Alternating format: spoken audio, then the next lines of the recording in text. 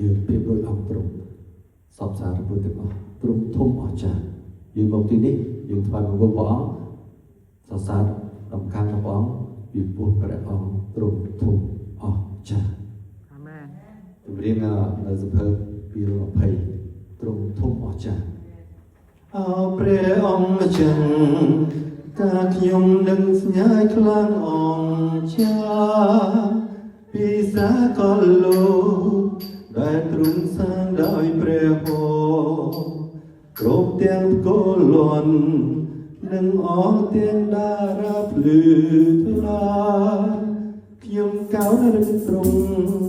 ដែលស្នេហ៍ក្នុងធៀមទាំងអង្គនឹងជំខ្ញុំជ្រៀងសរសើរព្រះអង្គសងគ្រូទ្រង់ធំណាស់ណាទ្រង់ធំបងចានឹងចិនខ្ញុំជ្រៀងសរសើរព្រះអង្គសងគ្រូទ្រង់ធំណាស់ណាទ្រង់ធំអស្ចារ្យ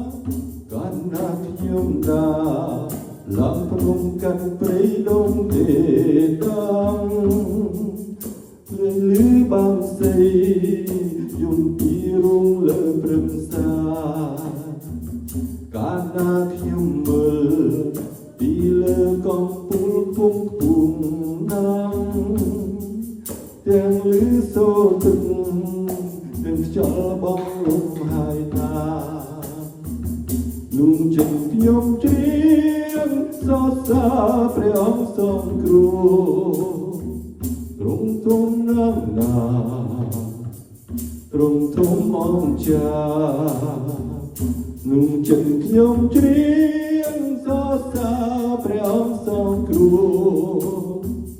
ទ្រង់ធំណាស់ណាទ្រង់ធំអស្ចារ្យកាលខ្ញុំនឹងថាព្រះបានប្រទាននឹងសំជ័យព្រះរាជបុត្រា